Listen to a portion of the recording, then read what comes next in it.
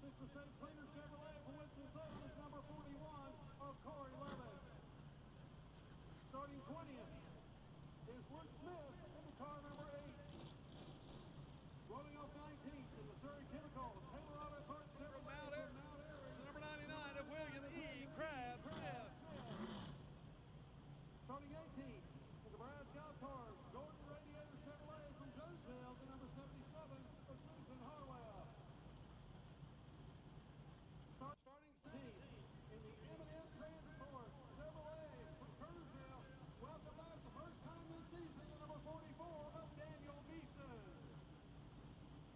Starting 16th in the 5 Points Tire and Auto Chevrolet from Lexington to number 72 of Bryant Robertson.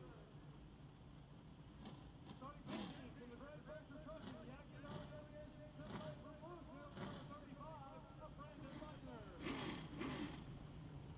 Starting 14th in the Havilland Express Loop, Bryson Brothers Aerial Solutions Chevrolet from Monaco to number 6 of Slade Myers.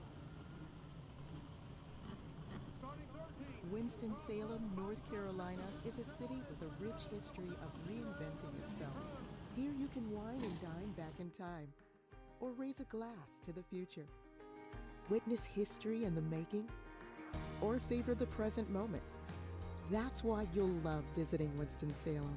Our past is present, our future is bright, and our city is yours to explore. Look forward. Travel back to Winston-Salem.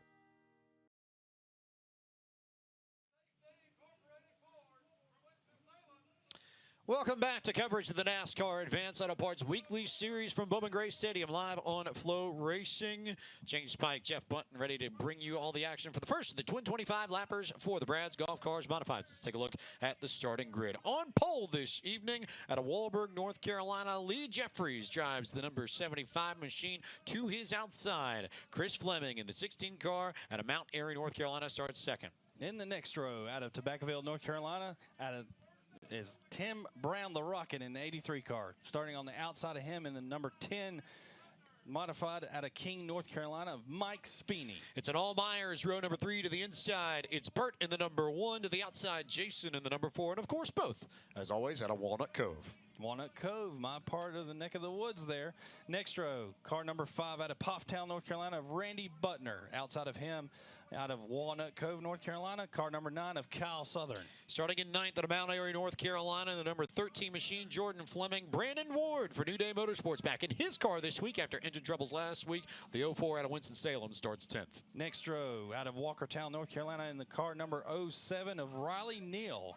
Outside of him, the returning car number 50 out of Walkertown, North Carolina, of Michael Ice Cold Clifton. First start for Clifton since June 26, 2021 in the mod. Starting 13th, the 00 out of Monroe, North Carolina, Denny Prost. Starting 14th, third-generation racer Slate Myers in the 6th car out of Walnut Cove. Next row, out of Louisville, North Carolina, car number 35, Brandon Butner.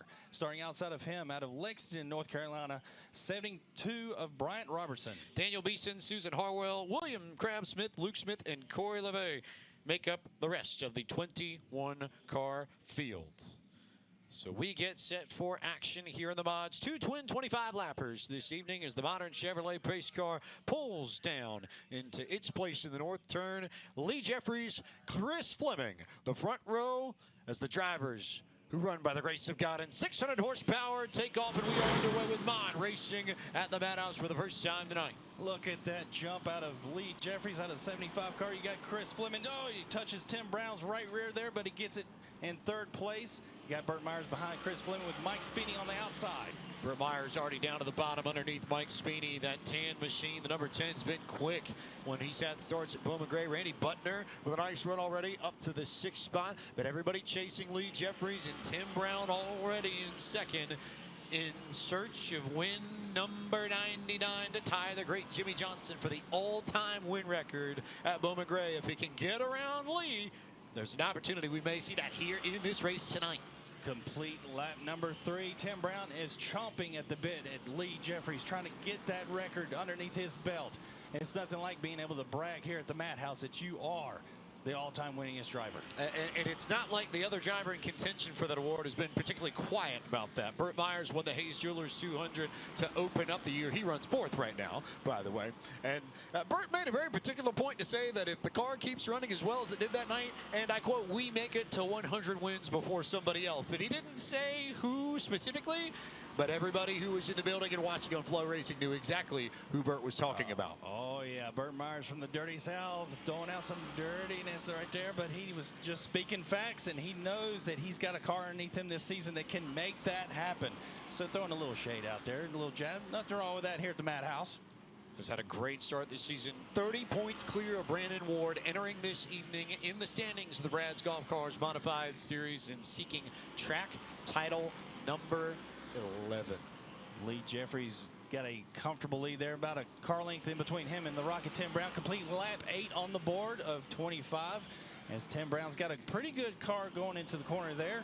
He slides up just a little bit. Got Chris Fleming that's looking inside, but everybody's kind of settled down there as Lee Jeffries still showing a comfortable lead. We got trouble in turn 2, James.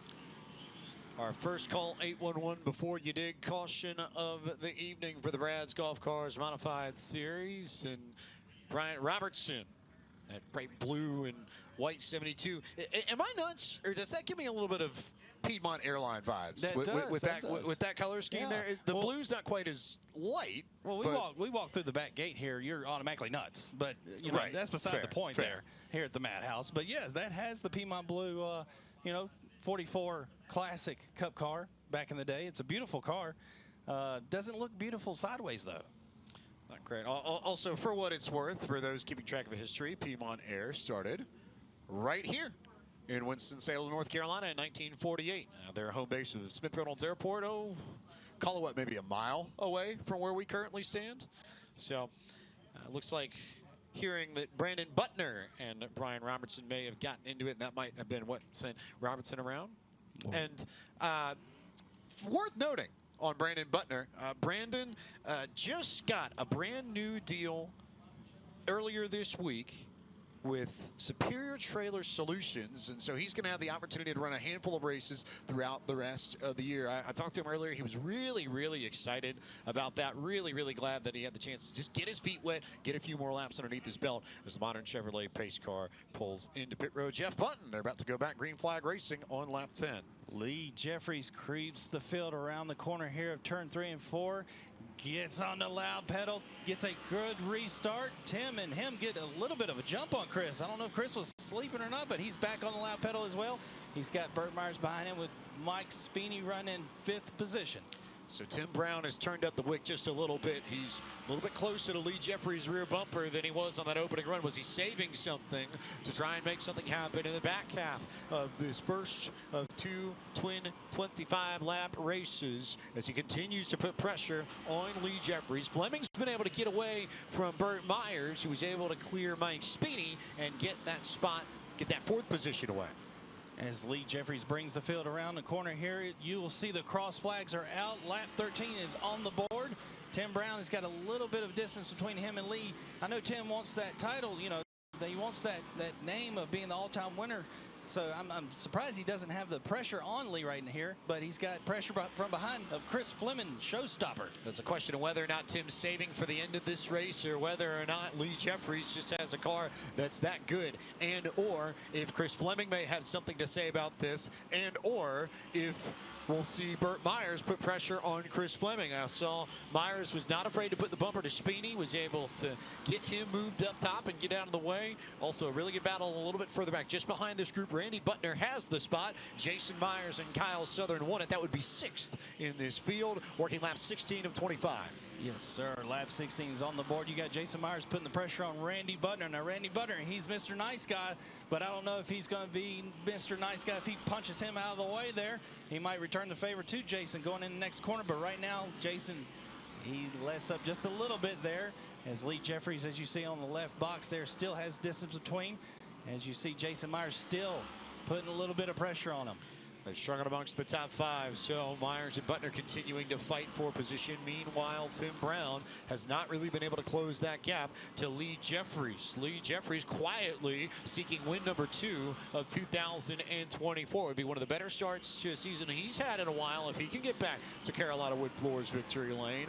But still work to be done if he wants an opportunity to make it happen. As 5 fingers go out from the flag stand. 5 laps to go in race number 1. Lee Jeffries just completed 5 laps on the board, but the attention is right now on Jason Myers. He's trying to gain that position. Remember, it's double points night, and he's giving the bumper to Randy Butner. He wants those points so he can get on up there and get some battle to those point runners. Double points in the minds of all these drivers. And lap traffic now just in front of the leaders as you've got one car there holding everybody up. Crab Smith will get out of the way, but the leaders will have to go to the outside. There was nearly contact there with Lee Jeffries, and that's going to bring Tim Brown back into the conversation. Brown's going to have to work around the high side, but Brown had a much easier time getting around Crab Smith than Lee Jeffries did. A handful of laps left to go. Can Jeffries hang on? Jeffries just seen 2 laps to go. He'll come back around for that white handkerchief in the air of the white flag. Tim not putting any pressure on Lee right now, coming around turn 4 as he takes the white flag. Lee Jeffries, Tim Brown, Chris Fleming, names that you've seen at the stadium before. But Lee Jeffries with a clean drive off of turn 4, and he picks up win number 2 of the year in the Brad's Golf Cars Modified Series. Good run for Lee Jeffries right there, and Tim Brown, comfortable 2nd place. Now this is the Madhouse Scramble, so we're going to see him pull a pill out and see what number he draws, and that redraws and reshuffles the field. So you might see slower cars that was in the back up front. It just depends on what pill he pulls there, James. It will depend indeed. Now, a fun story about Lee Jeffries that we didn't have the chance to talk about as you see him pick up the checkered flag, but you look on the right rear of his car. That's Carr's Restaurant out of Standish, Maine. And I was talking to Lee earlier about that deal because he said that they had just put it together this week.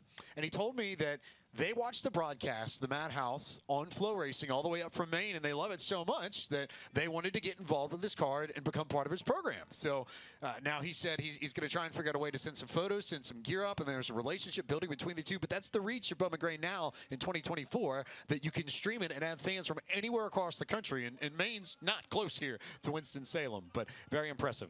27 career wins for Lee Jeffries and 12th win after qualifying from the pole. Let's head down to Carolina Wood Floors victory lane and Randy Pulliam, who will stand by with Lee Jeffries. Lee will draw a number out of that bag.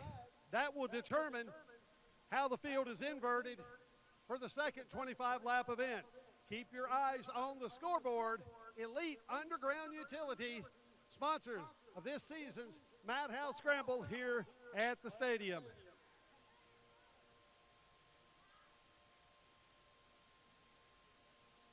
Eyes on the scoreboard.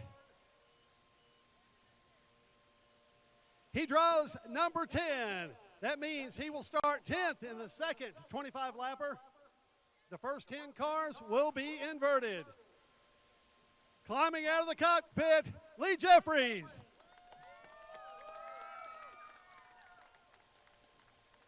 Lee, let's turn around. The folks from Flow Racing around the country can see you. Lee, we were able to talk to you during pre-race. That pole winning speed stood up. Congratulations on win number 2 on the season. Thank you. Couldn't do it without all these sponsors, Phoenix Packaging, Skinner Warehousing, Security Partners. They come every week and support us. Wilson's Lawn Care, Wahlberg Pizzeria, Gordon's Radiator, and Brad's Golf Cars. And like I said earlier, with the help of Flow, being able to stream all these races, Cars Family Restaurant out of Maine. So without people like that, we couldn't do it. I'd like to thank all the fans. Well, Lee, this was win number 27 in your Bowman Gray career. Fans from all over celebrating Lee Jeffries' win, and he also drew 10 in the Madhouse Shuffle, so we'll have a top 10 invert for our second modified race later this evening. We'll take a quick break. We'll be back with more action from Bowman Gray. You're watching NASCAR Advanced Auto Parts Weekly Series Racing from Bowman Gray Stadium live on Flow Racing. Winston-Salem, North Carolina is a city with a rich history of reinventing itself. Here you can wine and dine back in time, or raise a glass to the future. Witness history in the making, or savor the present moment. That's why you'll love visiting Winston-Salem. Our past is present, our future is bright, and our city is yours to explore. Look forward. Travel back to Winston-Salem.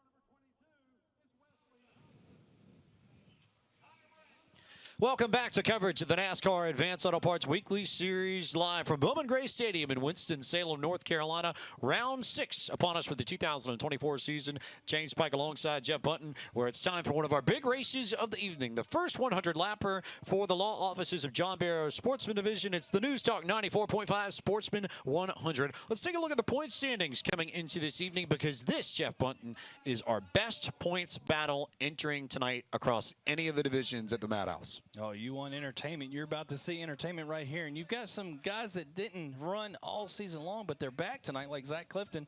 But right now, look at this. You've got 1 point. 1 point, James, from Zach Orr to Michael Adams, first and second. Also worth noting that the top 5 in the point standings all have been to Carolina wood flooring victory lane. So that, I think, is also worth noting, too, that you've had some parity here. That's part of why this points battle is so good. Let's go ahead and take a look at the starting lineup. Your pole sitter for the evening, the defending champion in this division out of Winston-Salem, North Carolina, the number 31 of Chase Robertson. To his outside out of Walkertown, North Carolina, the number 81 of Zach Clifton. Good to see Zach Clifton back. Next row out of Walkertown, North Carolina, in the car number 2 of Amber Lynn. Starting outside of her out of Winston-Salem, North Carolina, card number 03 of Sterling Plemons. Starting in 5th at Yadkinville, North Carolina, the number 19 of Michael Adams. To his outside in 6th at Walburg, North Carolina, it's the number 11 of Chase Lewis. Next row out of Winston-Salem, North Carolina, car number 55 of Zach Orr. Outside of him is actually in the car number 21 of John Boy Jonathan Brown, due to a sick Tiger tonight, James. Tommy Neal is sick and under the weather, so we'll see him a late illness, so a driver substitution here worth noting. So you'll see Tommy Neal's car out there, but it's Jonathan Brown behind the wheel. Row 5, Connor Branch starts in 9th. He's in the number 7 car to Louisville, and Wesley Thompson in the number 22 out of Walkertown starts 10th. Next row out of Walburg, North Carolina, car number 54 of Braden Mills. Outside of him, out of Thomasville, North Carolina, car number 38 of Mitch Gales. Starting in 13th, the number 28 machine out of Lexington, North Carolina, it's Nate Gregg. Starting in 14th, out of Winston-Salem, the number 51 of Austin Taylor. Next row out of Keene, North Carolina, is brother Justin Taylor in that number 12, Docking Strong.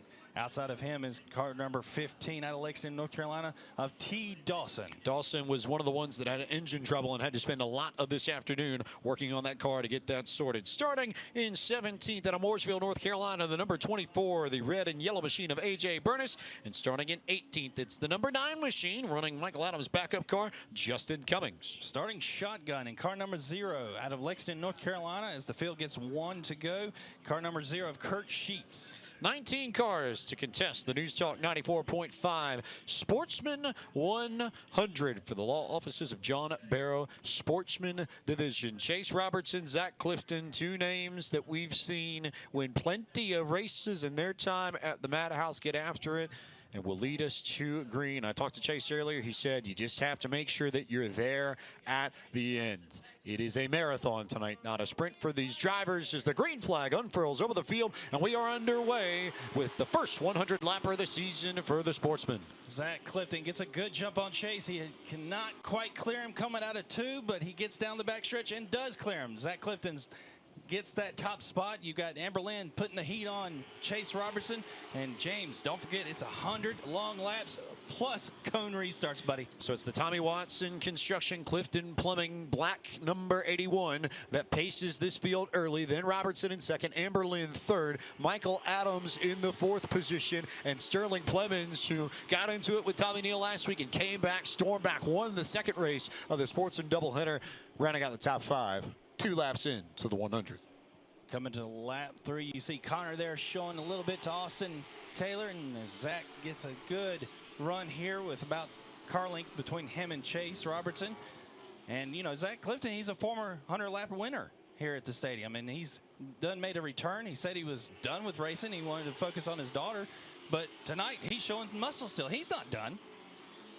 You never really get rid of the racer in somebody, even if they slow down, if they change plans, if they maybe switch up their routine a little bit. Hard to ever completely get rid of the bug, and I think especially here at Bowman Gray, that's very true, right? Oh, as soon as you step foot in this place and you get behind that wheel and you get around this joint, like you see Connor right there looking on the inside of Austin Taylor. As Austin Taylor slams the door. No, not quite. Oh, yeah, he clears Connor there. But yeah, once you have it in your blood here at the Madhouse, it's tough to get it out. And you know, with Zach saying that he was done, I knew, nah, he ain't done, and he's showing it here tonight.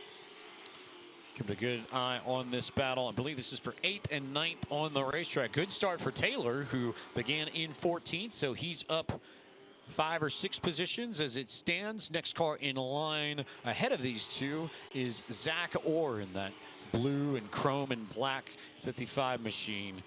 May see them make moves here, but Branch not done with the black and orange car of Taylor just yet. Zach comes around and completes lap 9 on the board of 100. Still a long ways to go, but we've got everybody settled in here, saving their stuff as we see Donkey Strong going on the inside of Mitch Gales and clears him. Mitch Gales dodges that can opener there, that guardrail that points out of Beer Garden, and he's stuck on the high side. It's not good. He makes contact there with T. Dawson, and he's got John Boy Brown into 21. Remember, we got a sick Tiger on our hands today. John Boy was good enough and happened to be here. He wanted to jump in there. Former winner this year of the Sportsman class. Tommy Neal has the most Sportsman 100 wins with 4 wins. 2006, 2016, 2017, 2019, James. Plenty of time. And yet, we think of one of the most versatile drivers, or drivers who fit in that category at the stadium. John Boy Brown has won in just about every division they run here and got a win in this very Sportsman division only a few weeks ago. So if you're calling upon substitutes, not a bad one to be able to pull out of the hat and say, can you hop in quick and be fast? John Boy Brown's one of the few that I think a lot of the drivers in this garage would trust to wheel their car and get the most out of it. Absolutely. As you see, Kurt Sheets is really holding up the field there with Justin Taylor, but he puts a little bit distance between him and Justin Taylor now. He's got pressure from Jonathan Brown getting a little sideways out of 2 there. He fits it in there, and as we see, Zach Clifton still got a comfortable lead. He's got a lap car in between him and Chase, which Zach wants to see that there. It's A.J. Burness that Clifton just put a lap down, and he's got a gap on Chase Robertson, too. Next in line, I believe, would be Chase Lewis in the 11, who has struggled after starting well. He was up in the 6th position, I believe, now ballpark 13th, 14th for Lewis. Here is that battle between Taylor and the artist formerly known as Tommy Neal, but tonight known as John Boy Brown, currently working their way through the north turn, turns 3 and 4 here at Bowman Gray. Jonathan Brown had to get around Taylor there. He had the leader coming up on lap traffic, which was coming up on the tail end of them with 17 on the board. And right now, Zach Clifton still has about 2 car length on advantage over Chase Robertson. Again, everybody's settled down right now, saving their stuff for the end. It's a long race. And look, if a caution does come out, James, I'm telling you, the Sportsman division here on the 100 lappers, they breed cautions. That's when the heat gets turned up. But right now, everybody's settled in. Nobody's really putting the pressure on anybody. as Zach Clifton has a comfortable lead, got on cruise control. Well, comfortable lead for now, but he's got lap traffic that he approaches as this field approaches lap 20 of 100, almost a fifth of the way through the 100 route this evening for the law offices of John Barrow Sportsman Series. So now the question becomes, how well do Clifton and Robertson and Lynn and everybody else in the top 5 navigate the lap traffic? So far, so good. Lap traffic staying down low, leaders going high, predictable work from the lapper. And that's, I think, as a field and as a race fan, what you want. You want lap cars to be predictable so that if you are that much faster and you know you need to pass them, you have a sense of where you need to go. That move over flag is just a courtesy flag. You do not have to listen to that. As we got trouble right there at the can opener, as you see, Justin Taylor spun it around, coming out of 4. So Justin Taylor around T. Dawson, the other car that got clipped there trying to get around the 12 machine, and just, I think there was contact with the right rear. That, I think, tells a little bit more of a story now, doesn't it? It looks like they were putting the pressure on each other there, and somebody got the worst end of it. They had the leader coming up on them. They don't want to go lap down here at the Madhouse. Once you go a lap down or you go back behind the field house, you count your night done, James. A rough day turned night for T. Dawson. Blew the motor in morning practice, had to spend a lot of the afternoon trying to get that car fixed up, and now damage to the right rear. Couldn't tell if there was much suspension damage on the Carolina Cowboys Team Dillon Racing machine, but Dawson will go back behind the field house and bring that car to the attention of the crew. At least try and get into the wheel on that thing to make sure that all 4 of the Hoosier tires roll easily. We've got 23 laps on the board of 100. We got a replay here. Let's take a look, James. So you can see the contact there. I don't know. It looks like Taylor was just loose already, and then Dawson tried just to sneak through.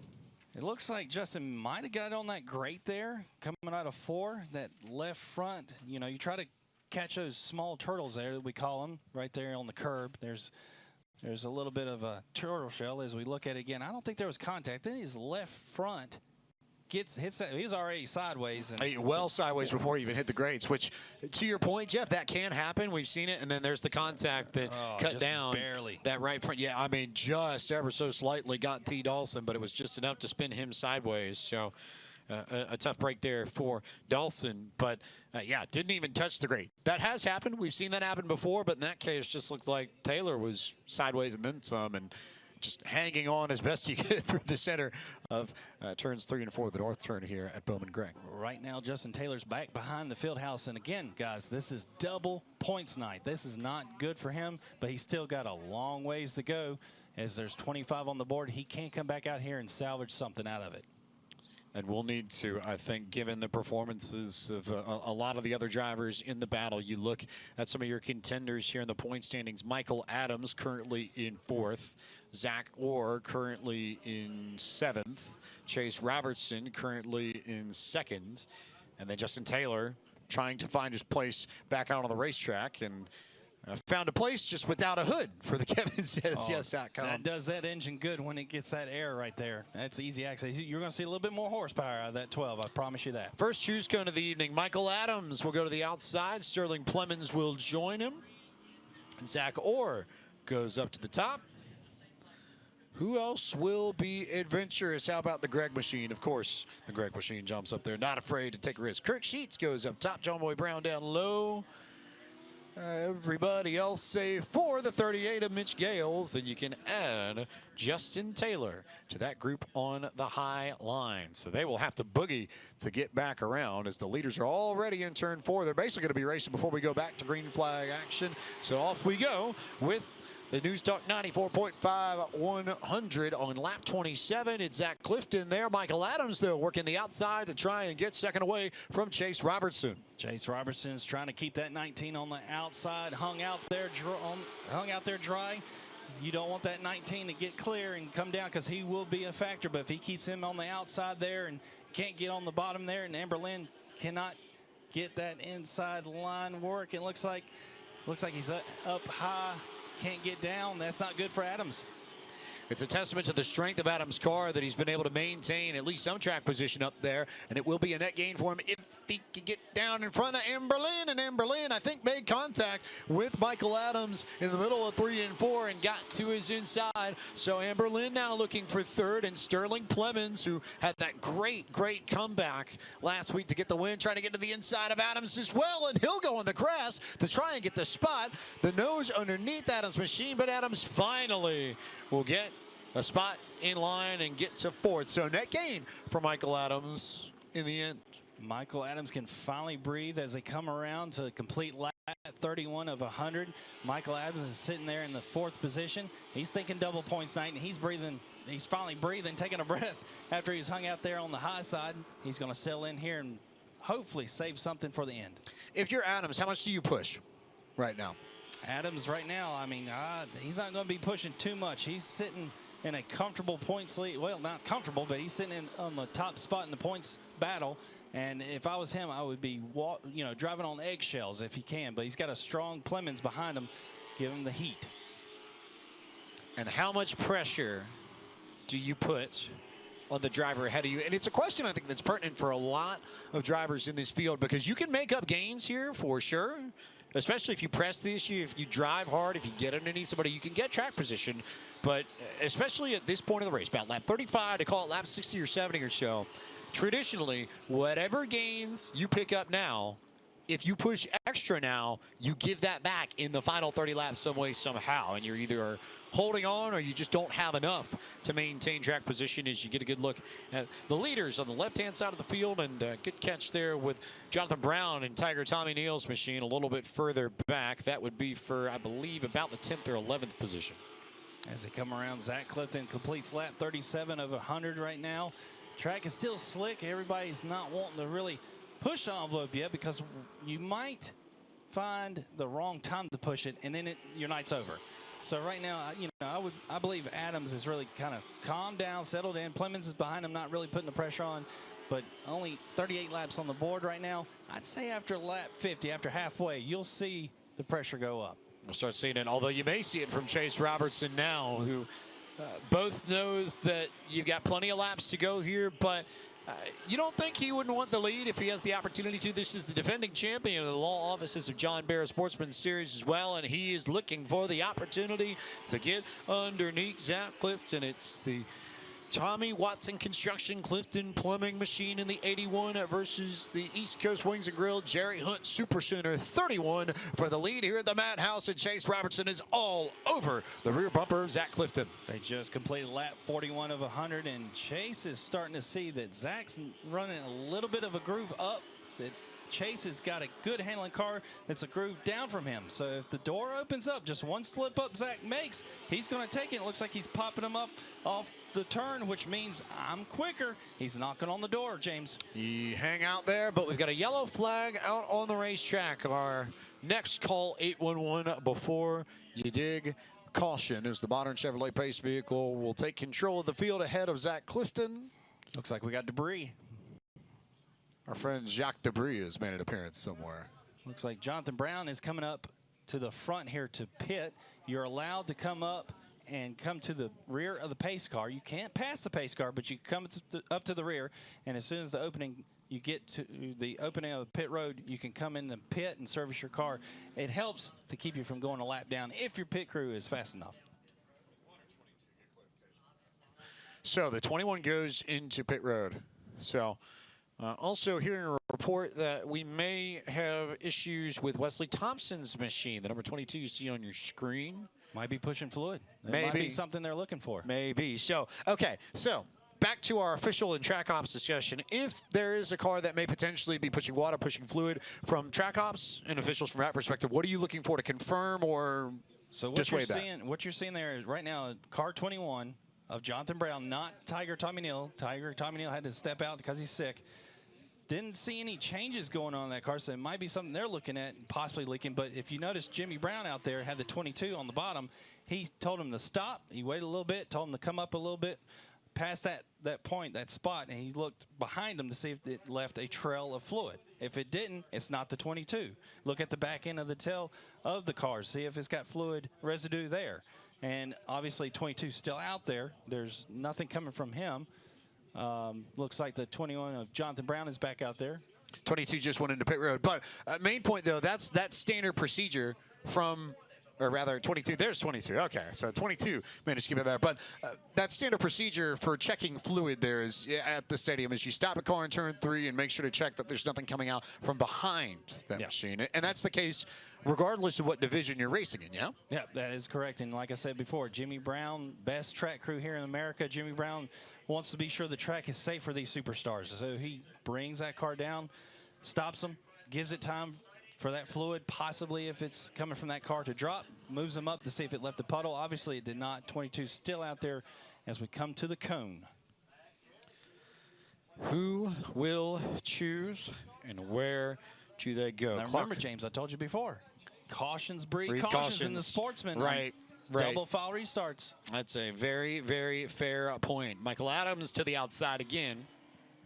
He was 4th, so we'll see whether or not he can gain any positions. He almost was able to cut down in front of Chase Robertson and Amber Lynn. So I think there's an opportunity there to get some spots.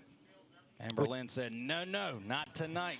Not now, but you figure you may race a little bit harder as there are 46 laps complete. The modern Chevrolet Pace vehicle will pull down to its place in the middle of 3 and 4 in the north turn, right there by the north end zone area. The green flag is back out. Zach Clifton with a great jump, and Michael Adams goes straight to second. Great restart for Michael Adams, +2 positions for him. What a great job to choose the outside lane and get the track position for the number 19 car. Michael Adams seen that opening, and he slams the door on Chase. Now he's bearing down the back bumper of Zach Clifton with Chase bearing down the back bumper of Michael Adams. I told you before, it's going to be turned up right now on this restart, and you're seeing it live here on Flow. Keeping an eye on Sterling Plemons in the 03, that all-black car just at the edge of the picture there. He is trapped on the outside. He's the only car trapped on the outside amongst the top 6 drivers. Zach Ward at his bottom as Clifton and company continue to parade this field, approaching the halfway point of the News Talk 94.5 100 for the law offices of John Barrow Sportsman Division. Here we go, cross flags as they hit the stripe.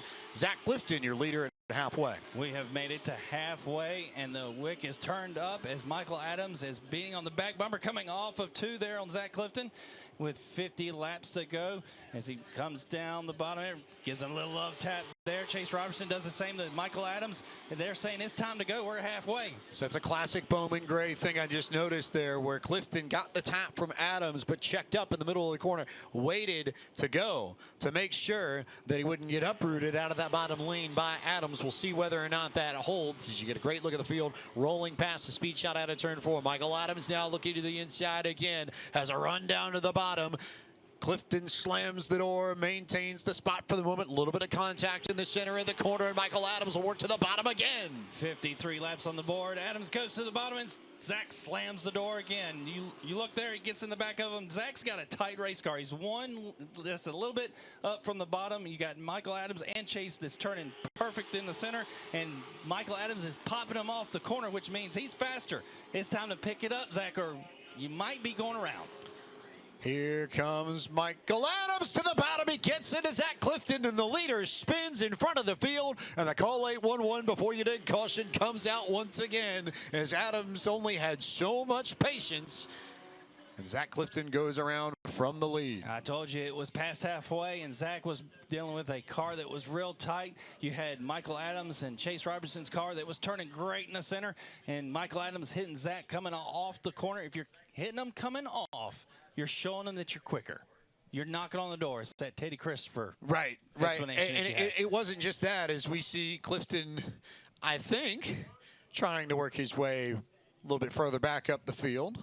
But we saw it multiple times in the corners every time they came through either the north or the south turn. It didn't matter whether it was turn 1, 2, 3, or 4. There were multiple bumps that Michael Adams gave Zach Clifton, and that, to your point, is the clearest sign you get at Bowman Gray of who's faster. And you see there's a little bit of pace here with Zach Clifton, so I have a feeling that there may be some displeasure expressed here. And Clifton right on cue, pulls up right alongside Zach's not that tight. Well, Zach's going to go up there and pit, and he probably, gave a gesture coming out the window. Oh, yeah. No, it's, there's a difference between getting into somebody under yellow and showing your displeasure by slowing down next to them. And I think that qualified as a light case of the ladder, for sure.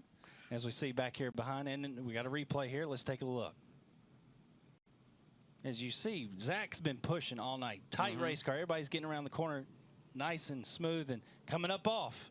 He's getting into him, knocking on the door. It's a little bit of tightness, but I also think it's a little bit of driving deeper into the corner, knowing that Adams is getting into your bumper to make sure that you don't get uprooted on corner entry. But when you do that, that leaves you vulnerable in the center of the corner. And as you watch what happens in turn 3, same thing again. Deep drive here from Clifton, and Adams is already there, and there's just not much that you can do, I think, at that point if you're trying to hang on. Typical Madhouse racing there. One groove here. Sometimes the outside line comes into play.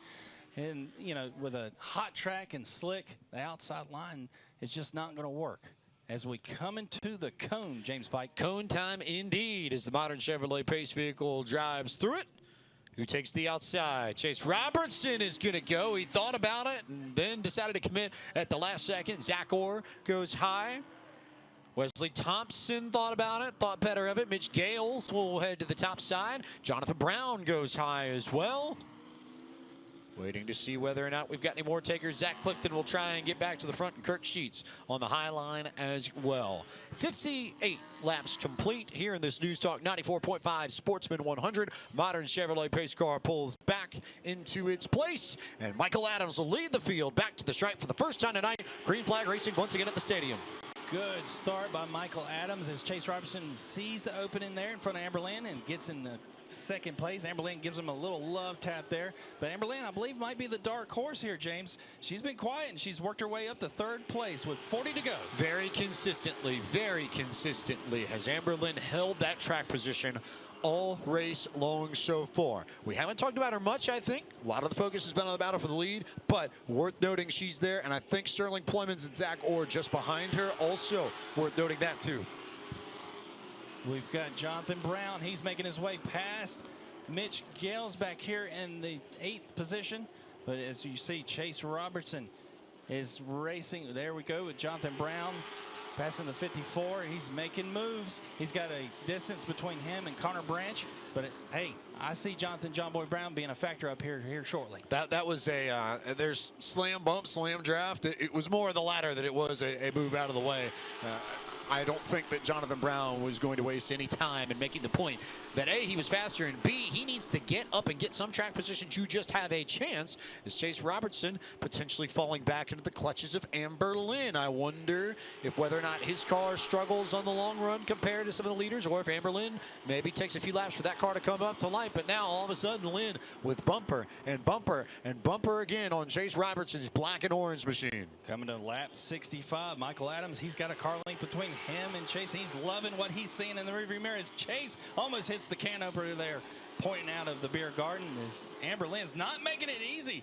She's getting in the back of him, coming off. So you know what that means. She's quicker, but Chase is trying to hold on to it. And let's also not forget Sterling Plemons is the third car in that train, and Sterling got into the back of Amberlin there just a moment ago. So if Lynn doesn't get to the back of Chase Robertson, she may be under threat of losing that third position from Plemons. Plemons gets into the back of Lynn, and I think Lynn just might have carried that contact through into Robertson as well. Lynn drives it deep in the corner, rides high through the center, tried to get a good run off, and didn't quite get to the rear bumper of Chase Robertson yet. But I think there's one thing we can say conclusively: Robertson's car is not handling as well as Michael Adams, who's got about a half a straightaway lead on the field. 68 laps on the board of 100, and Michael Adams has checked out and loving what he's seeing behind him.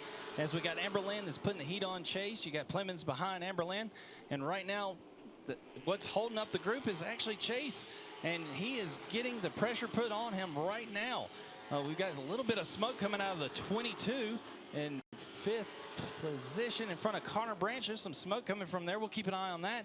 But right now, you've got Amberlin on the back bumper of Chase Robertson coming out of 4. So just out of the corner of your screen, you can see the 22 there trying to hang on to the end of this group as best as that car can, but there definitely is smoke. And out of the corner again there, you can see it glancing just out of the edge of the shot. as this field carries through the corners. So we'll keep an eye on that. If that develops and becomes something bigger, for now, though, still watching this battle for second between Amber Lynn and Chase Robertson. But the call 811 before you did. Caution is out once again. If I had to guess, it's going to be for that 22. They believe he's putting something down. If you remember earlier, Jimmy Brown, our track crew official here, the best in America, brought him down, checked him out. At the time, didn't see anything. But right now, as you see right here, the 22 is brought down to the apron. He was showing some heavy smoke there. So Jimmy will bring him back around here, take a look underneath that car and see if there's any fluid being laid down. There was a lot of distance between him and the car behind him. So the car behind him was probably complaining. So in a situation like this, if you feel like you've got a car that knows it, who's the first to make that call and who ultimately has authority? If track officials see it, are they the first ones to call it? Does it get called from the tower exclusively to start and then goes down to the end? How does that process work? If Jimmy Brown sees fluid, you're absolutely going behind the field house to fix it or either call it a night. But who starts that? Is that a call from the tower? Is that Jimmy? Where does that begin? About 80% of the time, you're going to have a car behind them relay a message up to the spotter that's going to relay a message to the track official down here to say, hey, the car in front of me is leaking oil. Now, sometimes people running in second place will tell, hey, first place leaking oil, get him in, of course, because he's outrunning them. They'll try. But, 90% of the time, they bring the car back down here, take a look at it for themselves, assess the situation, and sometimes it's just smoke. And there's no fluid that's being dropped. The fluid might be on top of the engine, hitting the top of the engine that's creating the smoke. It's not hitting the surface of the track. Carry on. It's up to you if you want to blow your $45,000 motor. I mean, it's not our fault. But main point being that call will, it sounds like from your experience, always come through the tower and then come down to Jimmy. Jimmy Brown will relay the message to the tower. The tower will make the call. Do you see fluid or not? Yes, I see fluid. Put them behind the field house. So, interesting insight here into proceedings, because it's not something that I think really does get publicized enough. That behind every great track in the NASCAR regional family, you've got a great track crew, and you've made the point multiple times tonight. The folks here at Bowman Gray are no exception. But it is the job of so many people to make sure that the racing surface and these cars are safe to drive. And for as much as we watch these races and these things just happen and we're used to them, there's a lot of time and energy and effort that goes into that process that I think sometimes we do take for granted and don't appreciate enough. Exactly. As we see Matthew Garrison put the cone out for the cone restart, it is very important to keep our superstars here at the Madhouse safe. We don't want to see them tear up their equipment here unless it is, under race conditions. But if it's something that's out there on the track that we could have prevented, we want to put a stop to that as quickly as possible to make sure it's safe. And you can see track officials checking that inside lane as well to make sure that it's safe as Chase Robertson goes back to the outside. Also worth noting, caution laps do count, and 75 laps have been completed, 25 laps to go. Looking at some of the top drivers in this field. First time we've had the chance to call Connor Branch's name. He's going to go up to 6th, and Kirk Sheets up to 8th off of the shoes. They both go to the high line. Zach Clifton going to go to the top side as well. He's got work to do to catch up to the outside groove before they go back to green flag racing. He may not get there in time. They'll get going, but it is all not Michael Adams. Green. Caution's going to be back out. Looks like Chase Robertson and Michael Adams. The mind games are starting. One warning, right? I don't know. We're going to sit here and watch and see what the track officials do. But traditionally. Traditionally one warning, but we're talking about the Madhouse here, so it's madness. But here we go to the restart, and no, they're going to throw the caution again. This is when the mind games start. I told you before. I would say that we've had trouble getting the back of the field lined up, too, and I suspect that may be why we've gotten the quick cautions just to slow the field down. I think they want the opportunity to get the back of the field lined up as best they can. I know John Boy Brown was scrambling to try and get his track position and get his particular place in the grid before we went green flag racing, but that's also 2 less laps that this field has to race.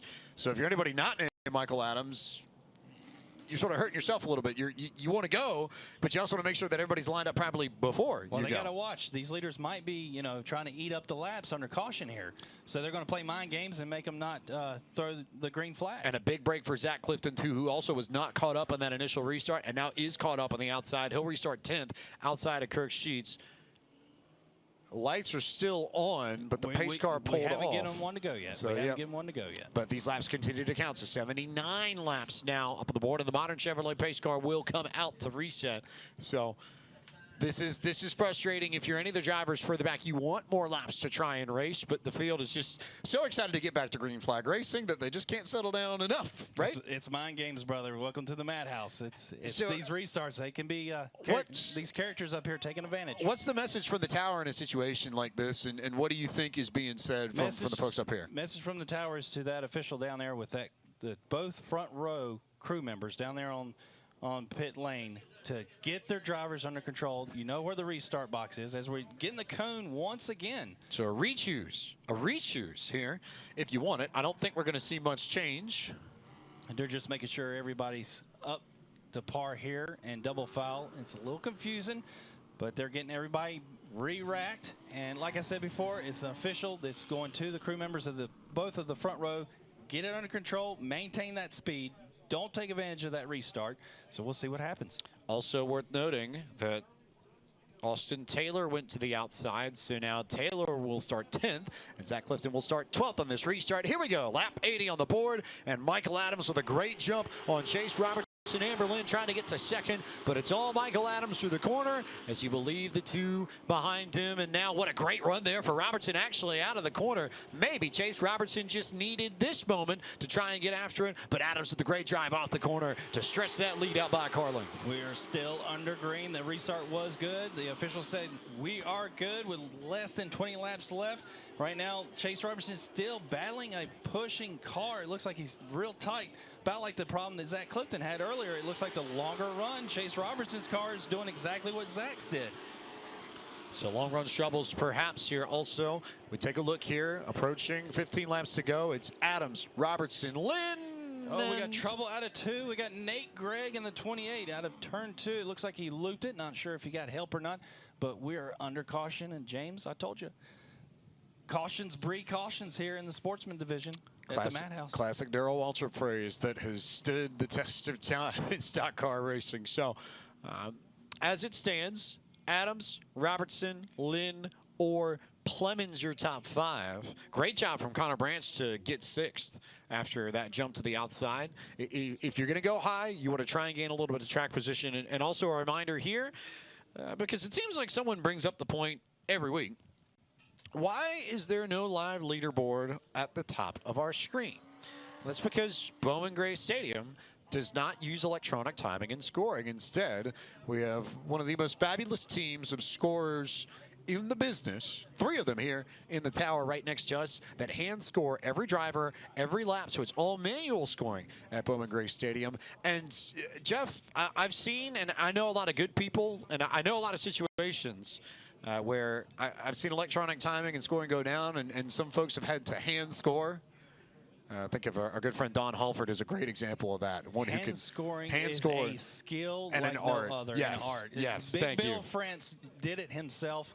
All the top, Mount Rushmores of NASCAR officials did hand scoring. It's every time a car crosses the line, you are writing every car, every position on that lap. It's amazing until the leader gets back around. You do it over and over each lap. As a cone comes out here, as you see. But anytime a caution comes out, you draw a line, you go back to that line that the scorer wrote down, and you see where they were lined up, and they line them up. It's old school. This place is full of nostalgia. It makes Freddie Kraft throw up nostalgia.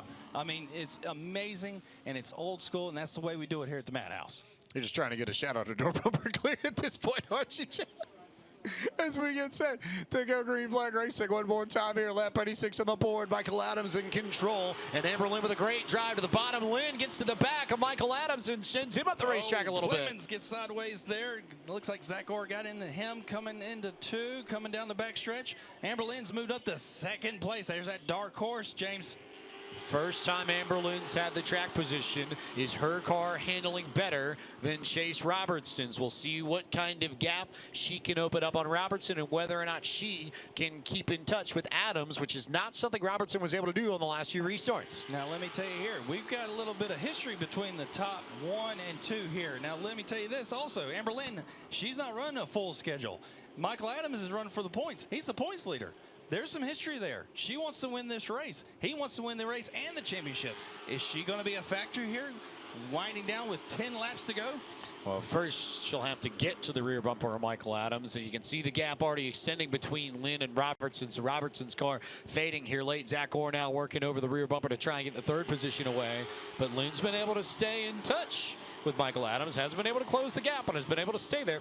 Amber Lynn is up just a little bit from the bottom, not handling it as well as Michael Adams, but I'm telling you, Michael Adams has got that one eye in the rearview mirror, one eye on the groove, and it's just going to take one slip up with 92 laps on the board.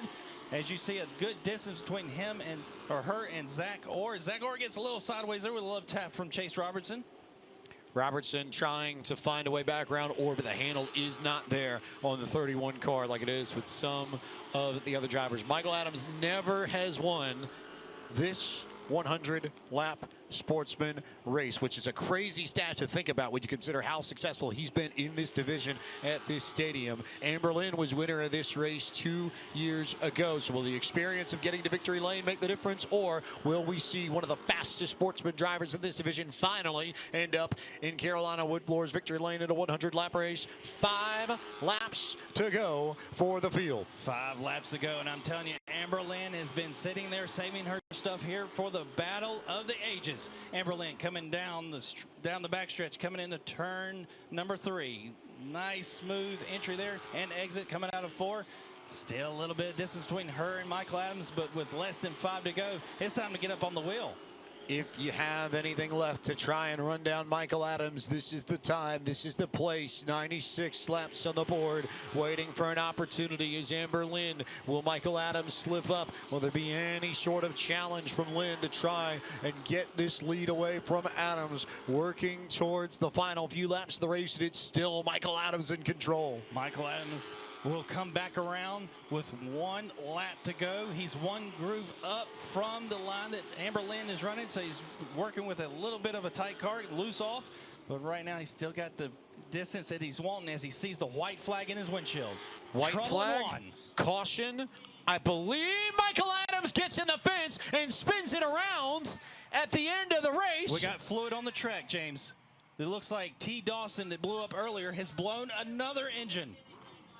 T. Dawson blows the engine. Michael Adams gets into the fluid, and I'm not sure if we got the white before the yellow. Now the caution came out, which the white is withdraw. Now the question is here, was the caution out and then Michael spun? But not only that, Michael's got a bumper there. He's got to go in. He's got to clean that up. Let's see what the tower says. They are pointing the field away from the fluid. This is going to take a while. Right. It will take a while. So back to our handy-dandy official and tech official notebook here. You have a situation like this. How quick do you have to work through that? And how important is it to maintain your cool under pressure in a situation like that where you see fluid, you see an incident, but as race officials, you have a responsibility to get the Midway Mobile Service or Midway Mobile Storage Service Unit out there to get the Speedy Dry out there to get the track cleaned up. It doesn't matter how quick you get that caution out. The fluid's down. It's going to be ice in turn 1. It happens too fast here at the Madhouse. The spotter can tell the leader there, hey, there's fluid in 1. It doesn't matter. It's inevitable when he goes into 1 there, and as you can see. But see, the issue that we've got here is the 19's got to get that bumper off. If he had a teammate out there, I guarantee he'd have him come up there and get, in which you might see a teammate come around and try to get off, which T. Dawson is trying to help him out. T. Dawson, look at this. Now that right there is showing respect. He sees that Michael Adams wrecked because of his misfortune, so he's trying to help him out, but it's, as you can see, it's tough. It's on there. Kudos to T. Dawson for trying that out. That is one of the wildest examples of sportsmanship in racing I can remember in a long, long time. If you're the driver that almost or maybe did ruin somebody's race and you're like, okay, I need to try and help him out. Let's take a look at the replay. Michael Adams was in the fluid, and you can see Amber Lynn almost had an issue too. Zach Orr was far back enough to where he slowed down in time to see it, but Amber Lynn almost went around as well. Amber Lynn is very fortunate, but we're going to see here if T. Dawson tries to help. And he does not. Michael Adams passes by. As we see here, it's inevitable. When you see fluid on the track, it's no time to react. You're on ice.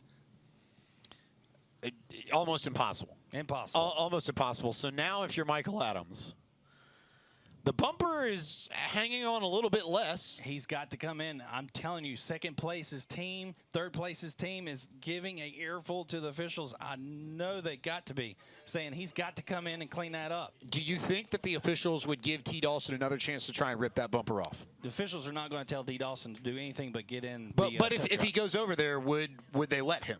Do you think they would? As you saw there, T. Dawson was pulling on it. I didn't see no track crew over there telling him to not do it. That's his choice. But right now, I am very surprised that we have not seen, which Jimmy Brown's over here taking care of the cleanup. I think, and correct me if I'm wrong, but just reading this the way I am, they're trying to give Michael Adams every opportunity to get that bumper off naturally, because I think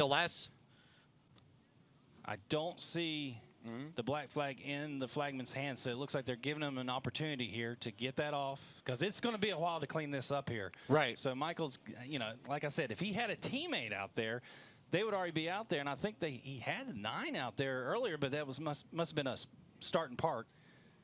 But as you can see, nobody out here is going to help Michael Adams get that off. And most importantly, you get a good look there at the rear bumper. There is a tether connected to that rear bumper. So in order to get the bumper off, you would have to break that tether some way, somehow. I will be very, very surprised if they let him go back under green with that on there. But he is trying his best. As you can see, he's working it back and forth. Now, another thing.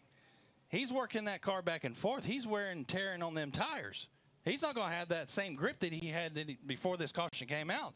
Amber Lynn's back there sitting cool. Just keep going back and forth like that, buddy. She's going to take advantage of that. But they're all on this same surface. This surface is not going to be the same like it was when it was under green. Do you think that track officials would maybe extend the yellow a little bit here, even if the track gets cleaned up, to try and give Adams a chance recognizing, or once it's good, they're gonna say, okay, good, that's it. Yeah, once the track's good, we got to go. You know, Bowman Gray Stadium's got a curfew. It's 11:30. We got to get the show back going on. We got to go green. It's not fair to these other competitors to try that. So no, once the surface is, and the black flag is being given to the points leader right now, and your race leader. The black flag has been given to him. A mixed reaction from a lot of the folks at Bowman Gray for something that truly was circumstance. I think of Kyle Southern's wreck in the rain, lead the modified race, John Holloman a few weeks ago. Another great example where the rain came at the perfect time and just couldn't get it going. So now Adams is trying.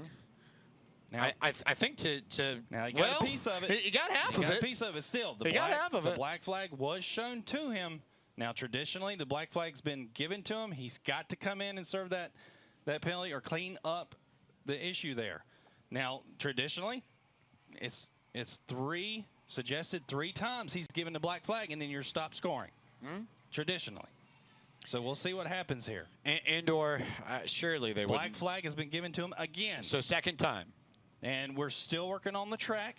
So we're not, you know, it's not delaying procedures, right. So there's still time for him to try and figure out something if he can. But even with a half a bumper, I think you've got a potential safety hazard here. To your point, I don't think there's any way race control and the track officials would let him compete like that. You know, he's been given a black flag. The flagman still has that flag in his hand. He's going to give it to him a 3rd time. And the 4th time around, traditionally, they stop scoring him. So this is your 3rd black flag coming for Michael Adams. And this is double points night, James. This is not good. He's going to stop it here on the front stretch. He's going to try to get in reverse and get it, but it still doesn't matter. You've been given the black flag. It's unfortunate. His night is done. Well, night, maybe not, but chances for the win, yes. Such a hit with double points night. And that's just bad luck, and he's had the opportunity to try and get the bumper off, and it just isn't coming. At this point, I don't know.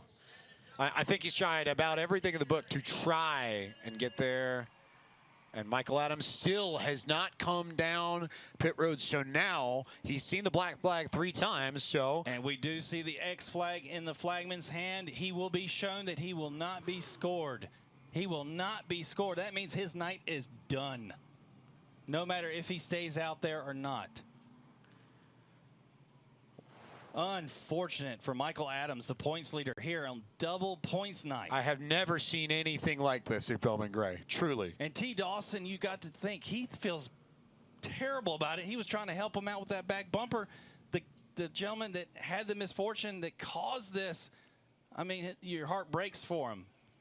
And, you know, right now the track's still not good to go. We're not wasting time with Michael Adams. The track's still not good. Jamie Brown has not given the thumbs up in there. So Michael Adams is probably going to, you know, knowing him, he's probably going to stay out there. But he is not scored. He is not your leader. Amber Lynn is. This is going to get interesting when the green flag drops, if they let it drop. If. I figure now at this point, and Michael Adams looks like he's going into, yes, he does go in the pit road. Here's my thing, though. If you're racing for points, why would you not go ahead and come in and try and get it fixed instead of go for, I get the idea of wanting to win. Good but point. It's a, you know, at some point you do have to cut your losses and go for it. You see the fans, they're making their opinion of the move and of the way things have played out, knowing very well. You can see the crew now desperately trying to take the bumper back off. There's no point in coming back out, but he's, you know, he's not being scored. He was his own worst enemy during that. He, like you said, great point. Just come in, take it off, salvage a finish. Now he's coming out here. Now you're taking a chance of not only blowing your motor for the season, you're going to add more damage, more cost when you're not even being scored. As you see, the official here is showing him the stop. Stop, right. They're not even letting him go out onto the racetrack, which if he's not being scored. There's no point in coming out here. I really, really hope he reconsiders and saves his car, saves his stuff for next week.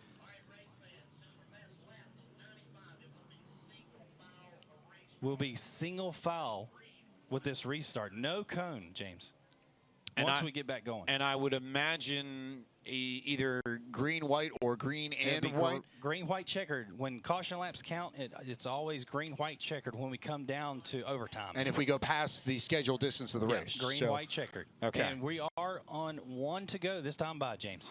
So, Lynn or Robertson, Plemons, and then Connor Branch, your top 5. Clifton, Thompson, the 54 machine of Braden Mills, and then Jonathan Brown and Mitch Gales. Zach Clifton comes back in 6th place with a chance to get in the top 5. Now, look, you got history again in the top 2.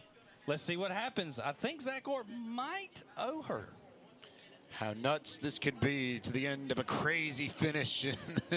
News Talk 94.5 Sportsman 102 laps to go. Amber Lynn on the gas, slides up in the corner and opens the door for Zach Orr, and Chase Robertson is there too. Amber Lynn and Zach Orr coming down to the wire here. They'll see the white flag. This is not the same surface. Can Amber Lynn hang on? Will Zach Orr give the bumper in 1 and 2? Tried to get there, may get underneath, has an opportunity in 3 and 4 to chrome horn his way into Carolina Wood Floors victory lane. Gives the shot to Amber Lynn, and Amber Lynn is going to hold on ever so slightly and claim the 100 lapper. For the Sportsman division, Amber Lynn wins the News Talk 94.5 100. I told you from the beginning, James Pike, she was the dark horse. She worked her way up quietly, and then she was there for the finish. Kudos to Zach Orr. Zach Orr and her has history. Going into turn 3, coming to the checkered, he could have easily repaid the favor. But kudos to Zach Orr. He's thinking points racing right there. It's double points night. He knew it would be probably heck for him the rest of the year if he had dumped her.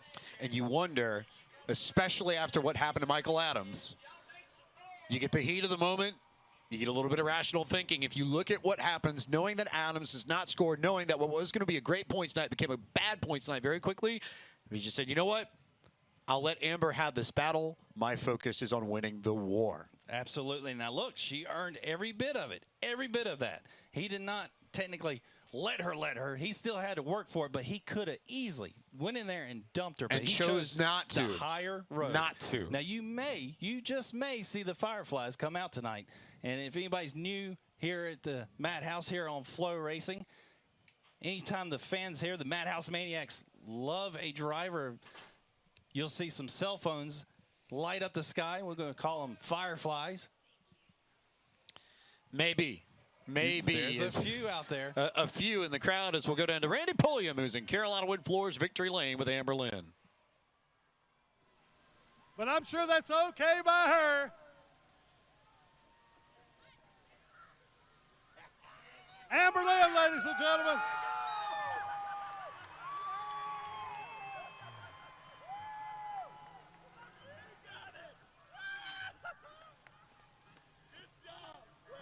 Amber. Amber, let's take a look up here at our folks from Flow Racing. They're going to want to see you. Amber, very exciting. You know how sometimes you just can't shake a hangnail? That's what that reminded me of, but you were the beneficiary, and I'm sure that was okay with you. The hangnail that Michael Clifton couldn't shake, you were there, but you had a hot rod all night long. Congratulations. I feel like I'm Bowman Gray's hangnail, because no matter when I come, I'm always going to do something that shakes them just a little bit. I'm happy to be back. I'll see y'all in a couple weeks, but I'm going to leave y'all with a few words. I can't thank my sponsor, Walkabout Flooring, here enough. Law offices of John Barrow University, Animal Hospital of Greensboro, and Peace Out Vapes. Congratulations, Amber. I think that's win number 12 for you.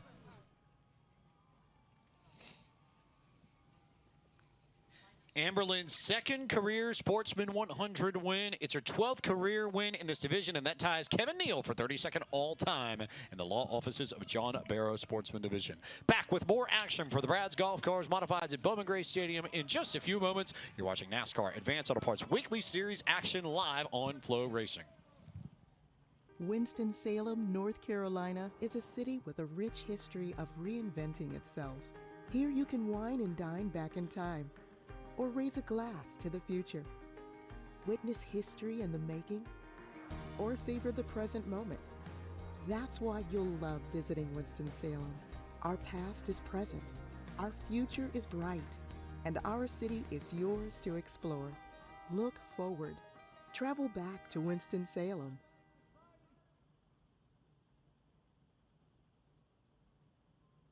Madhouse, what do you think about that 100-lap sportsman race?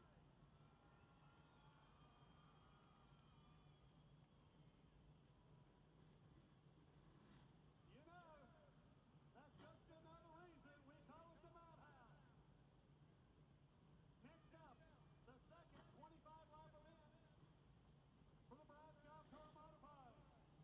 Starting 21st and some gun on the field in the Citrus St. Clear Chevrolet, the number 41, Corey Levin. Luke Smith at the number 8 will start 20th. Susan Harwell, number 77, Brad's Golf Car Chevrolet, rolls off 19th. William E. Kraft Smith in the Surrey Chemical Taylor Robert Mark Chevrolet from Mount Airy will start 18th. In the 5 Points Tire and Auto Chevrolet from Lexington, starting 17th, the number 72 of Bryant Robertson. Starting 16th, to the M&M Transport Chevrolet from Kernersville, the number 44 of Daniel Beeson. Starting 15th, the Great Butcher Trucking Chevrolet from Louisville, number 35 of Brandon Butner. Slade Myers in the Havilland Class 1 Chevrolet will roll off 14th in the car number 6. Starting 13th in the Crossroad Body Shop and Record Service Chevrolet from Monroe to 00 of Danny Probst. Starting 12th for the MJ Premium Graphics. Chevy, the car number 2, Michael Clifton. Welcome back to coverage of the NASCAR Advanced Auto Parts Weekly Series from Bowman Gray Stadium in Winston-Salem, North Carolina. You get a good shot at the old Winston Tower and what was the Wachovia Tower, now the Wells Fargo building. Buildings from, I believe, if my memory serves me correctly, 1969 and 1995, decorating the skyline of another Twin City. Yeah. This also the Twin Cities, just like Minneapolis, St. Paul, and Minnesota. But at any rate, James Pike, Jeff Bunton here, ready to go for the second race of the evening in the Brad's Golf Cars Modified Series. The field lined up along the front stretch. Let's give you the starting lineup. Remember, the top 10 finishers were inverted after our first 25-lapper that Lee Jeffries won. That means that the defending champion for New Day Motorsports, Brandon Ward, in the 04 will start on pole out of Winston-Salem to his outside out of Mount Airy. It's the 13 of Jordan Fleming. Starting second row out of Walnut Cove, North Carolina, car number 9, Kyle Southern. And start outside of him, car number 4 out of Walnut Cove as well, Jason Myers. Pottstown's Retney Butler in the 5 car starts 5th. King's Mike Speeney in the 10 starts 6th. Next row out of Walnut Cove, North Carolina, car number 1, the ace, Burt Myers. Starting outside of him, the showstopper in car number 16 out of Mount Airy, North Carolina, Chris Fleming. Car number 83 out of Tobaccoville, the Rocket. Tim Brown starts 9th, seeking win number 99 in his career. Lee Jeffries won the first race tonight in the 75 car. He'll start 10th. Next row out of Walkertown, North Carolina, in car number 07 of Raleigh Neal. Outside of him in car number 50, the return of Michael Ice Cold Clifton. Danny Prost in the 00 starts 13th out of Monroe out of Walnut Cove. It's the 6 of Slate Myers that starts 14th. Next row out of Louisville, North Carolina, in car number 35 of Brandon Butner. Outside of him, out of Kernersville, North Carolina, in car number 44, that beautiful petty blue of Daniel Beeson. Lexington's Bryant Robertson in the 72 starts 17th. William Crabbe-Smith at around Erie, North Carolina, starts 18th. Next row, and the car number 77 out of Jonesville, North Carolina, is Susan Hardwell. And starting outside of her in car number 8, Luke Smith. And the Flying Beret, Corey LeVay out of Winston-Salem. And the 41 starts 21st in shotgun on the field. Also worth noting, I feel like we appreciate and love Matthew Dillner, currently out hanging out with some of his friends in the dirt world out in the Midwest this evening. But we did not forget one of the greatest short track concessions of all. Little Donuts have arrived in the tower, and I feel like when we talked about the remix, the reprise, and Matthew's version, this is like the cover album where we've got a whole album of Dillner songs, and we're just the ones covering it tonight, right? I'm confused because I'm curious because usually when he's here, there's only like 4 donuts left. There's a whole bucket left here when he's not here, so I'm kind of confused there. A little bit of variables there. We talked to Riley Neal earlier, and Riley made the point to us, you know, Little Donuts, give me a Little Donut sticker and an equals and a Matthews head and put it on the side of my car. I'll be okay. Absolutely. He covers the bases here. We really do miss him. I know everybody here misses him. I miss him as much as I do a toothache, but I love Matthew Dillner to death. He's a big brother I never wanted, but it's good to hear that he might be back next week. We'll see. So, Matthew, wherever you are, we hope you're enjoying fun time out in the nation's heartland as the lights have gone off on the modern Chevrolet Pace vehicle. Brandon Ward. James, if the Sportsman race was anything, we got modified racing still. The chaos that we had at the end of that race. And Brandon Ward with the opportunity to get his second win of the evening. Or rather, well, second win of the year, excuse me. Which would tie with Lee Jeffries as we go green flag racing. Modifieds are back in action at Bowman Gray. Hot modifieds are underway as they take the green flag. Brandon Ward gets a good jump on Jordan Fleming as Jordan Fleming's hung out on high with Kyle Southern getting second. And we got, trouble. Oh, Tim Brown's in the grass. Tim Brown is in the grass, and we've got trouble in 3. It looks like Brandon Butner maybe and Brian Robertson.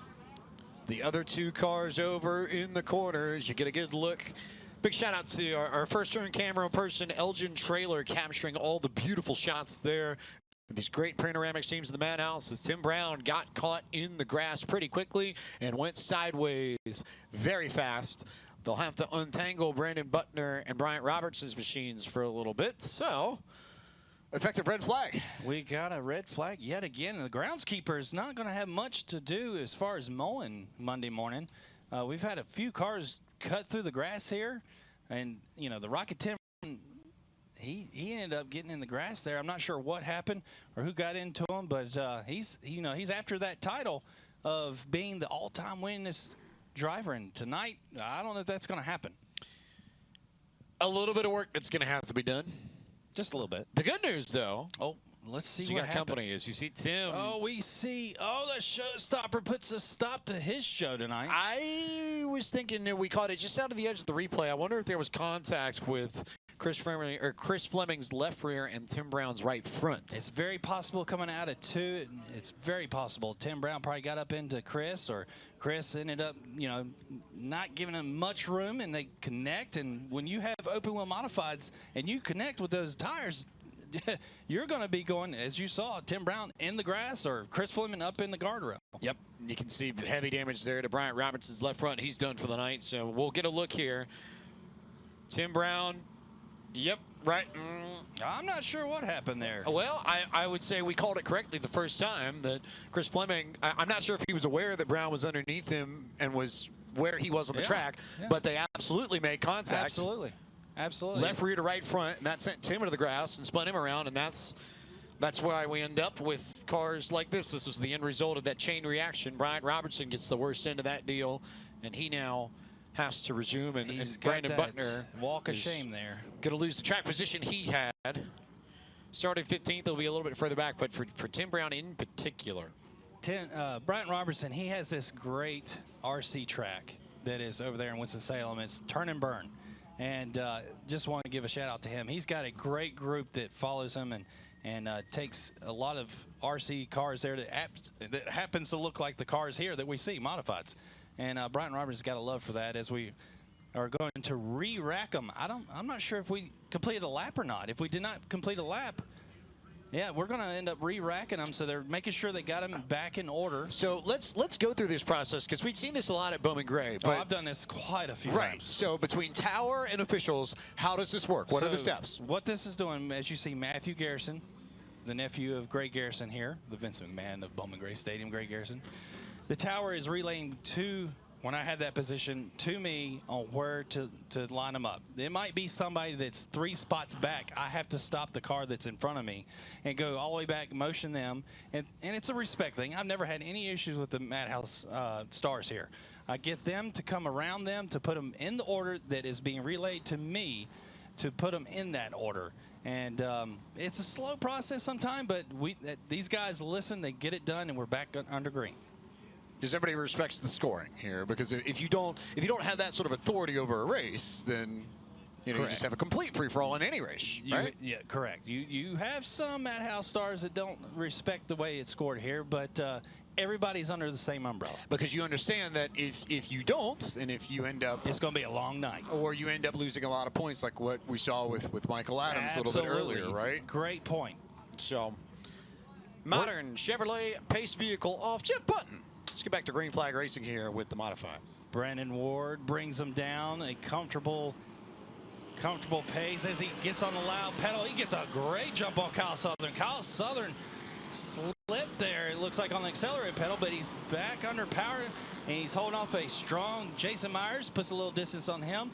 And Brandon Ward, he's got about a car length on Kyle Southern as he pushes up high. Barely misses the can opener. It points out there at the beer garden, but he's got a strong Jason Myers beating on the back bumper. That was one of the best restarts I've seen anyone have all year long at Bowman Gray. That was A++ work from the defending champion of the Brad's Golf Cars Modified Series. Is Jason Ward got a little, or rather Jason Myers got a little bit sideways and is now losing touch with Kyle Southern just a little bit. You know, Southern's had opportunities to win in recent weeks at Bowman Gray. It just hasn't quite come together. You need everything, including those things that are out of your control, to go your way to get to Carolina Wood Floors victory lane. Maybe this is an opportunity, if that car comes to life in the second half of this race, to have a crack at maybe getting around Brandon Ward for the lead. That LNR transmission, Justin Link setup on that car, is running second and keeping Jason Myers behind him. I tell you what, Southern does not want that spot to go away from him. Like you said and covered, he's had a lot of downs here this season, and he needs that bounce back. He needs that shot in the arm. And this right here, finishing a possible second here, unless something miraculously happens to that strong Brandon Ward, defending champion, he's going to have a strong second place finish. Double points night, it matters. But Jason Myers knows that it's double points night, and every position matters. Also worth noting that Burt Myers is beginning to apply the pressure to Randy Butner for what would be the 4th position. Little look down to the inside, a little bumper in the middle of the corner. But if ever there's a driver who knows how to take a bump in the middle of the corner and not get wrecked, Randy's that guy. And there's a little bit of slickness out there, I think, still from what we saw from T. Dawson. We saw Burt just get into that, and he lost about a car length to Randy over in 1 and 2 that last time by. With Brandon Ward completing lap 10 on the board of 25, you've got this track that has seen changes throughout the day. You've had motors blow during morning practice. You've had the hot, greasy temperatures in the air. Then you had another motor blow during racing tonight. You've had speedy dry all over the place. This track is greasy. Everybody's trying to hold on to it, and right now Brandon Ward's showing how you do it. Wardville will be approaching lap traffic in a moment as we also approach the halfway point this time by for Brandon Ward, who's about maybe call it now 2 or 3 car lengths just behind what would be the lap machines of Brandon Butner and William Crab Smith. Those are the first 2 in line as Crab just about spun it around and did bring out the call 811 before you did caution. I wonder whether or not Brandon will stay on the lead lap. Crab, I doubt will, but Brandon was able to keep it rolling and just got around him. I don't know how race control will score that. It won't change things at the front of the field, however. I guess, if anything, the biggest bummer for Brandon is you have that great restart that you had last time on Kyle Southern, which is essentially completely eliminated now. That great restart is eliminated indeed. And a little bit of more debris on the track, the grass there that they just kicked up, so that's going to add more change to the track. So we're going to see what happens here. We're going to take a quick break under yellow, and we'll be back with more action from the NASCAR Advanced Auto Parts Weekly Series at Bowman Gray Stadium live on Flow Racing.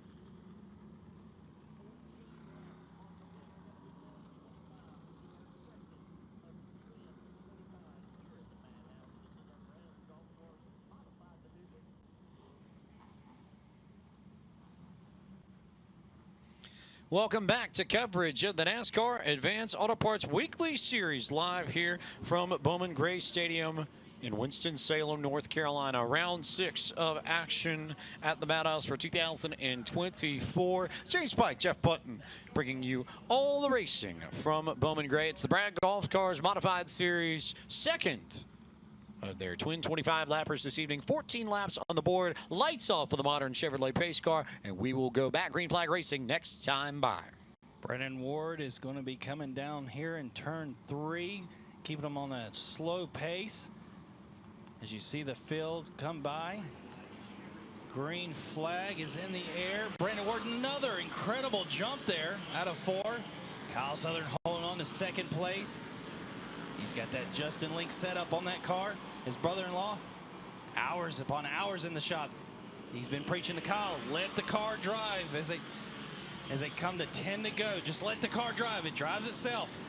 It was not as good of a jump, but good enough to get out in front of Kyle Southern, and then Jason Myers, and then Burt is all over the rear bumper of Randy Butner, looking for a way around the grizzled veteran of the Brad's Golf Cars Modified Series, but the track champ just hasn't been able to find a way. 10 times seeking 11 this year, and the current points leader still stuck in that 5th position and losing ground to the leaders lap after lap after lap. Defending champion Brandon Ward still got a comfortable lead. He's got space between them as we look back at Burt Myers still beating on the back bumper of Randy Butner. Mr. Nice Guy here, Randy Butner. Do you push him out of the way? Do you move him up a groove? It could be detrimental for the rest of your season as he gets into him coming off of 2 there. You got to remember, if you move him, you better be expecting something on the end, on the other end of the straightaway, and that could be detrimental on double points night. If you can get their double points night, and there's all sorts of motivation to that end for Burt to try and get this position from Randy as they continue to beat the bumpers off one another. Jason, by the way, is also starting to make it a battle for second, and those two starting to tangle with front and rear bumpers too, as we now hit 5 laps to go. And Brandon Ward with the opportunity to pick up win number 2 if he can hang on. But how will these battles for second and for 4th play out? That might be the bigger question. 5 laps to go, and you see it in one shot there. You got Jason Myers from Dirty South that's beating on the back bumper of Kyle Southern. Then you got Dirty South, Burt Myers getting in the back of Randy Butner. Oh, Burt, get in the back of Randy, coming off. He gets sideways. The question is, do you push the envelope and, take a chance of ruining your night on double points night? Slid him sideways, left, right, then some. Here we go. 23 laps complete, 2 laps to go. Brandon Ward well in control of this race. All he has to do is work his way around the Madhouse for another lap and change. White flag out for the New Day Motorsports machine. And the defending track champion with clear track ahead, Brandon Ward has controlled this race from the drop, got a few great restarts, gave himself the breathing room he needed, and it's Brandon Ward going to Carolina Wood Floors victory lane. He wins the second of the Twin 25 features for the Brad's Golf Cars Modified Series. Second win of the season for the defending track champion. Kyle Southern gets that shot in the arm that he needed this year in 2024 with a second place finish, holding off Jason Myers. And speaking of holding off, Randy Butler was able to keep Burt Myers at bay. So Randy 4th, Burt 5th, and Brandon Ward now with a big boost to his night on double points night, and with the opportunity to cut into Burt's lead a little bit. Won't make up everything, but Burt was starting to really stretch this out. Burt was putting the pressure on Randy Butler, but look, Burt knows he's smart. He's a great points racer here at the Madhouse, and he knew if he happened to move Randy Butler is Mr. Nice Guy, nicest man in the Madhouse. But if you move someone like that going into the corner, you better expect something on the other end of the corner. Second win of 2024 and 9th career win in the Brad's Golf Cars Modifieds for Brandon Ward. That ties him with Shorty York Sr. Say that 10 times fast. For 41st in the all-time modified division wins list at the Madhouse. Brandon Ward, your winner this evening. Let's go down to Carolina Wood Floors victory lane and Randy Pulliam.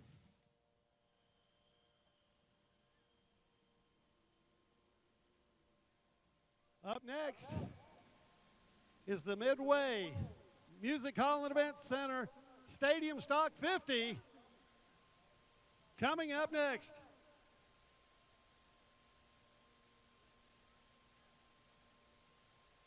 And then after that, we'll have a Midway Mobile Storage Chain Race. So a lot of racing yet to come here tonight here at the Madhouse.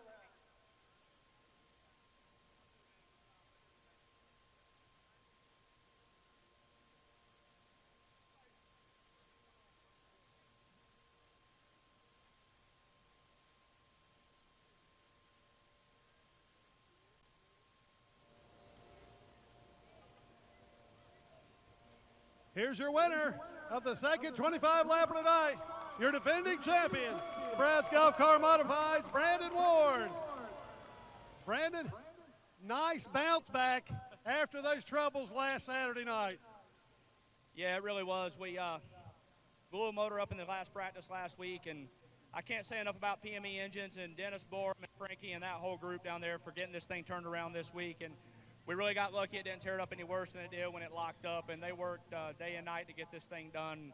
Great power tonight, obviously. So had another hiccup earlier today before or during qualifying, and we were able to rebound and get a win the second race. So just can't say enough about this race team, this entire New Day Motorsports group, Will Spa, and of course Kevin Powell and Jeff Day and the entire group. And thanks to Crab Smith and Chris Fleming and Frank Fleming and that entire group for letting us drive the 99 car last week and keep us in the game of this thing. But thanks to Q104, iHeartRadio, Safe Day, as I said, PME Engine, Squeaky Clean Express, Colors Edge, Racing Electronics, Molecule, Stilo, man, everybody that does so much for us. KevinSaysYes.com and Foothill Ford, and Sunoco Fuels, Sammy Speaks, Bilstein Shocks. Man, this thing's been good this year. So 2 wins on the season this year. We're still kind of not really watching points because it's too early in the year, but we're still up there in it, so we'll see how it goes. Second win of the season.